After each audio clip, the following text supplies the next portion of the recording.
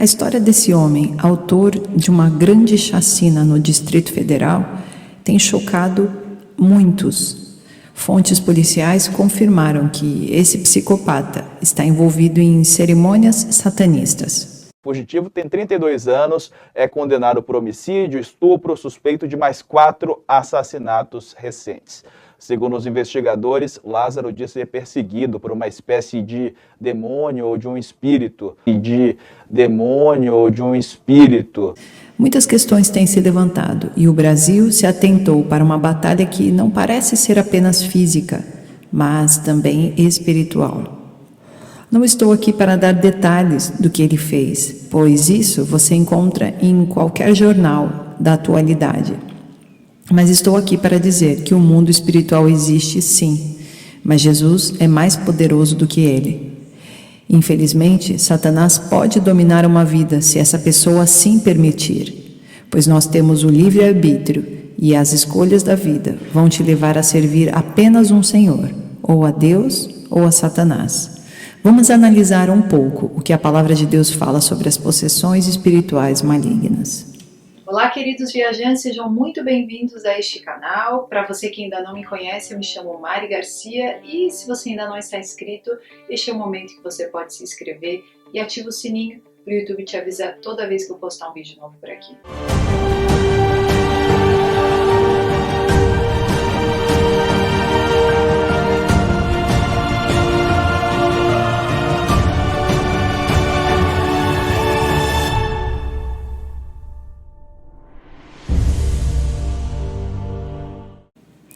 Há pessoas que acham difícil acreditar que os demônios são reais, que a possessão demoníaca é real.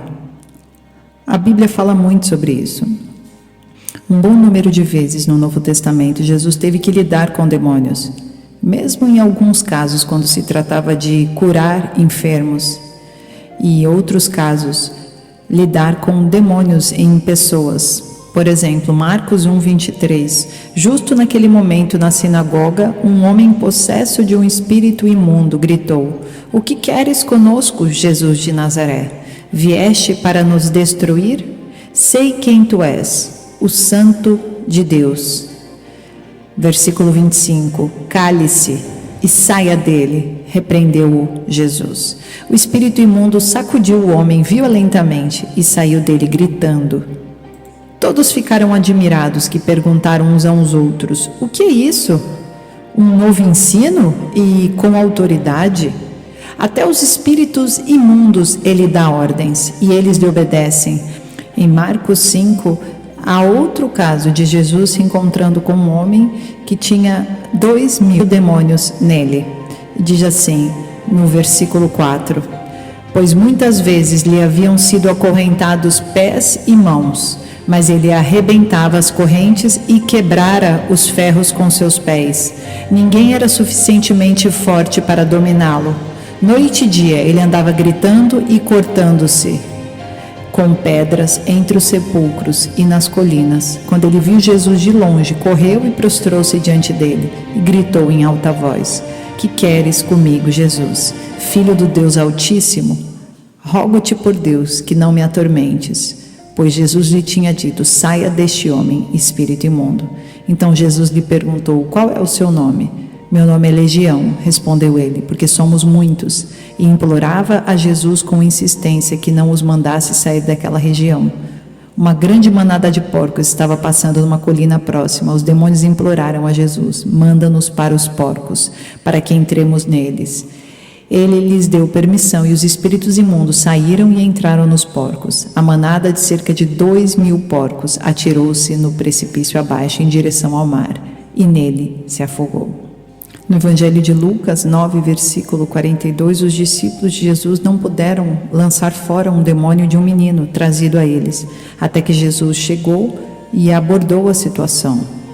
E diz assim: "Quando o menino vinha vindo, o demônio o lançou por terra em convulsão, mas Jesus repreendeu o espírito imundo, curou o menino e o entregou de volta a seu pai. E todos ficaram atônitos ante a grandeza de Deus." Perceba como a possessão demoníaca de espíritos malignos, ela é real pela Bíblia e ela é real hoje, nos dias atuais. Ela não deixou de acontecer. Inclusive, nós sabemos que no satanismo existe um culto a essas possessões malignas. E as atividades desses espíritos malignos na vida de uma pessoa podem ser vistos visivelmente, como nós lemos lá em Mateus, no capítulo 12, a partir do versículo 43. Quando um espírito imundo sai de um homem, passa por lugares áridos procurando descanso. Como não o encontra, diz: voltarei para a casa de onde saí. Chegando, encontra a casa desocupada, varrida e em ordem. Então vai e traz consigo outros 7 espíritos piores do que ele, e entrando, passam a viver ali. E o estado final daquele homem torna-se pior do que o primeiro. Assim acontecerá a esta geração perversa. Demônios que não têm morada, geralmente estão procurando um lugar para habitar. E eles procuram pessoas que não são preenchidas pelo Espírito de Deus, que estão vazias, que estão aptas a receberem esse espírito maligno. Veja que nesta passagem, quando o demônio volta, ele tem medo de não conseguir entrar novamente e ele traz com ele mais 7 perversos espíritos malignos. E então ele entra nesta pessoa e faz ali a sua casa. O reino de Satanás é altamente organizado. Eles trabalham juntos, coesos, eles estão unificados e sempre procurando um lugar onde eles possam habitar, uma brecha, uma fraqueza, alguém que esteja despido da força de Deus, alguém que não esteja escolhendo estar do lado de Deus. A partir do momento que você entra no local onde Satanás pode te encostar, onde é este local? Este local é o lugar do pecado, é o lugar distante de Deus, é o lugar na revolta contra Deus. É claro que cada caso é um caso e precisa ser estudado separadamente. E repare como esta passagem de Mateus 12, ele diz que quando ele volta para este homem que estava possesso, ele traz consigo esses 7 espíritos piores do que ele. E então o estado final daquele homem fica sendo pior do que naquela primeira vez, simplesmente porque ele trouxe mais espíritos malignos com ele. Ou seja, o homem permaneceu com aquela casa vazia. É como se uma pessoa tivesse tido a oportunidade de ser liberta espiritualmente e mesmo assim ela não continuou buscando a Deus, ela não continuou buscando pessoas para ajudá-la espiritualmente, buscando uma igreja para se firmar, para aprender a lutar contra esse vazio espiritual dentro dela, e provavelmente ela se permitiu deixar uma abertura para que entrasse outros espíritos muito piores do que antes. E ele finaliza dizendo: assim acontecerá a esta geração perversa. Então aqui ele está denunciando toda uma geração que provavelmente é a geração do fim, a geração da grande tribulação. Aqui é bom nós estarmos alertas, que é a geração do sistema do anticristo, a geração onde o anticristo estará dominando através da marca da besta, através de todo o sistema do governo mundial, de uma religião mundial. E então esta geração estará recebendo espíritos malignos em seus corpos cada vez de maneira mais forte. Então, a busca com Deus, ela é constante. Se a pessoa, ela abre espaço espiritual na vida dela e ela não preenche com Deus, aquilo fica vazio, apenas e suscetível para espíritos malignos. Então, não tem como servir 2 senhores, não tem como de um corpo jorrar uma água ruim e uma água boa. Então, nós temos que ter ciência disso, que nos últimos tempos, nos tempos em que nós estamos caminhando são os tempos como nos dias de Noé, tempos onde a maldade permanecerá cada vez maior e vai ir prevalecendo. É claro que os santos de Cristo, que são sal e luz, estarão por todo canto pregando o evangelho, trazendo profeticamente os eventos que virão a seguir, como as 2 testemunhas, mas nós também sabemos que a nossa guerra não é contra a carne ou sangue, não é apenas física, é uma guerra espiritual. Então nós estamos lidando também com pessoas que estão com possessões malignas, e essas possessões, elas só saem através do poder de Cristo Jesus na vida de cada um de nós. E talvez as próprias igrejas hoje, os próprios crentes, o corpo de Cristo esteja se dividindo demais, com opiniões diversas, com doutrinas diferentes, enquanto que, na verdade, talvez aqui o principal seja: nós cremos em Cristo Jesus, então vamos nos fortalecer em oração, vamos nos fortalecer em unidade. Assim como esses demônios e o lado de Satanás andam unido e fortalecido juntos, nós como crentes, como corpo de Cristo, vamos deixar as diferenças para trás e vamos nos unir num propósito comum, que é Jesus Cristo. Mateus 12, versículo 25: todo reino dividido contra si mesmo será arruinado, e toda cidade ou casa dividida contra si mesmo não subsistirá. Versículo 30: aquele que não está comigo está contra mim, e aquele que comigo não ajunta, espalha. Por este motivo eu digo a vocês: todo pecado e blasfêmia serão perdoados aos homens, mas a blasfêmia contra o Espírito não será perdoada. Todo aquele que disser uma palavra contra o Filho do Homem será perdoado, mas quem falar contra o Espírito Santo não será perdoado, nem nesta era, nem na que há de vir. Considerem: uma árvore boa dá fruto bom, e uma árvore ruim dá fruto ruim, pois uma árvore é conhecida por seu fruto. Quando se trata de uma possessão maligna de demônios, eles vão fazer com que os humanos possam refletir tudo aquilo que eles gostariam de fazer e não conseguem, pois não são humanos. Toda área que eles quiserem atuar, eles vão refletir isso nessa pessoa que eles escolherem. E após isso acontecer, esta pessoa não tem mais escolha. Ela passa a ser dominada e todas as vontades dela são as vontades deste demônio que possuiu esta pessoa. Ninguém pode acomodar um demônio em seu corpo e manter uma vida de liberdade como ele gostaria de ter. Perceba como o endemoniado lá de Marcos 5, ele estava entre os sepulcros. E quando ele vê Jesus, não é ele que está falando com Jesus, não é a pessoa, e sim os demônios que estão nele. E infelizmente é isso que muitas pessoas ultrapassam ainda nos dias de hoje, e virão a ultrapassar cada vez mais com o fim dos tempos. E então, quando nós vemos uma pessoa como um assassino ou um serial killer, nós percebemos que existem espíritos malignos, demoníacos, que possuem essas pessoas. É claro que existe todo um histórico por detrás, um passado por detrás, práticas que essa pessoa foi realizando, mas em grande parte elas não são elas, são espíritos malignos que vão dominando ao longo da vida, e diferentes e outros diferentes, e sai, depois entram maiores quantidades, e o efeito disso são as atrocidades que nós vemos pelo mundo afora, não só este caso atual que estamos vivendo agora, mas inúmeros casos ao redor de todo o mundo que nós vemos de pessoas que fazem maldades que nós não conseguimos entender a olhos humanos como seria possível, mas que na verdade com influências malignas, com possessões malignas, isso se torna espiritualmente possível. Porque Satanás não tem outros objetivos que não seja roubar, matar e destruir.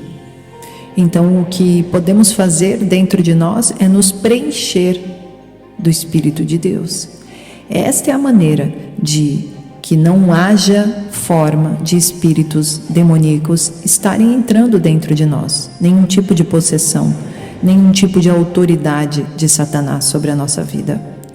Isso só é possível se estivermos o tempo todo nos preenchendo do Espírito de Deus, que está gratuitamente pronto para que nós estejamos usufruindo desta presença maravilhosa de Deus em nossas vidas. E diferente do espírito maligno, o Espírito de Deus, ele traz liberdade e fluidez através de frutos do Espírito Santo. 1 Coríntios 3, versículo 16: não sabeis vós que sois o templo de Deus e que o Espírito de Deus habita em vós?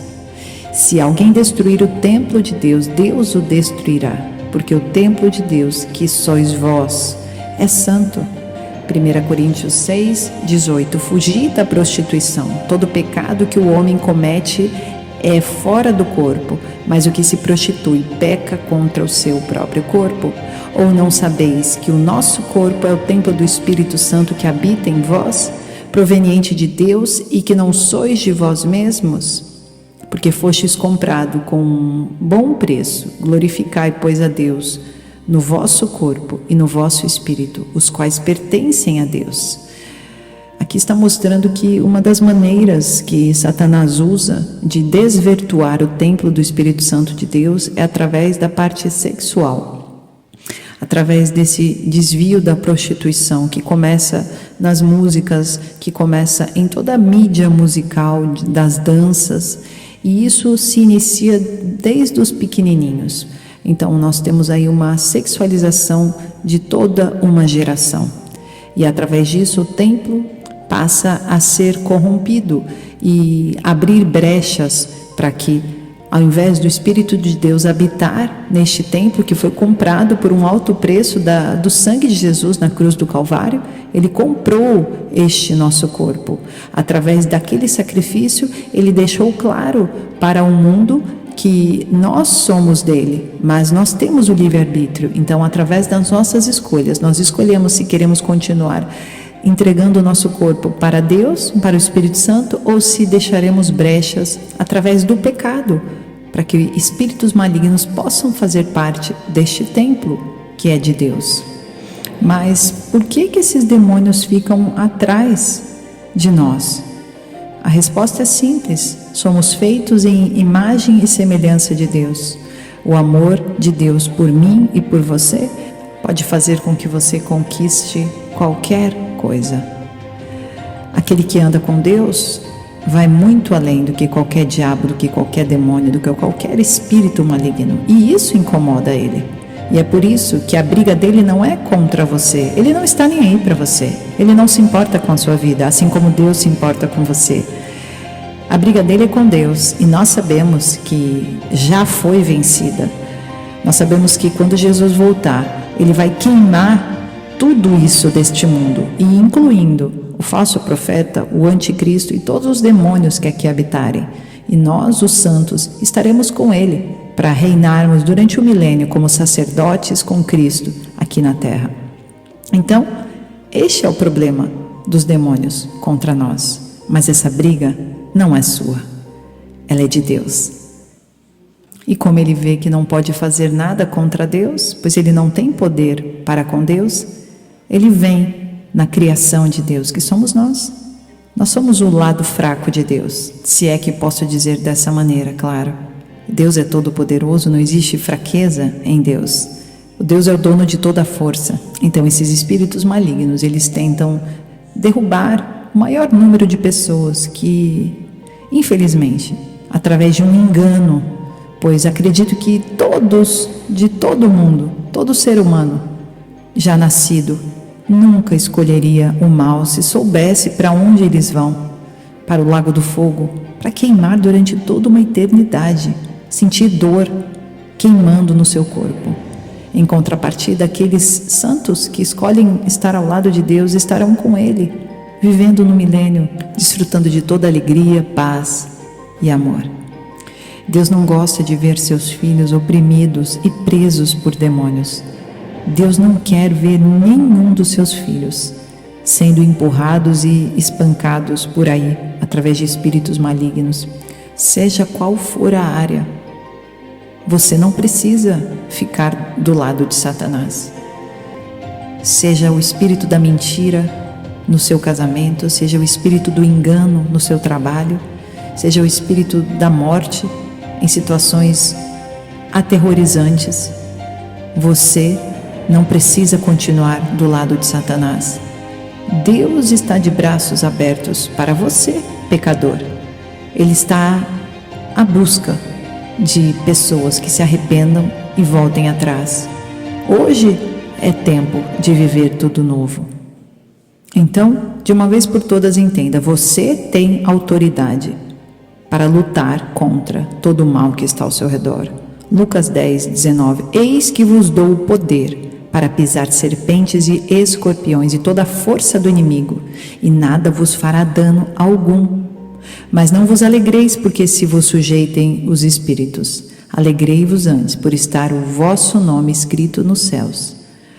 Sabemos que podemos pisar serpentes e escorpiões. Sabemos que nos foi dada autoridade através do sangue de Jesus. Você pode aí fazer oração e crer que o sangue de Jesus está sobre a sua cabeça. Mas, se você estiver com a sua vida em santidade, alinhada com a vontade de Deus, com os propósitos de Deus, se você está no pecado, busque primeiro se curar.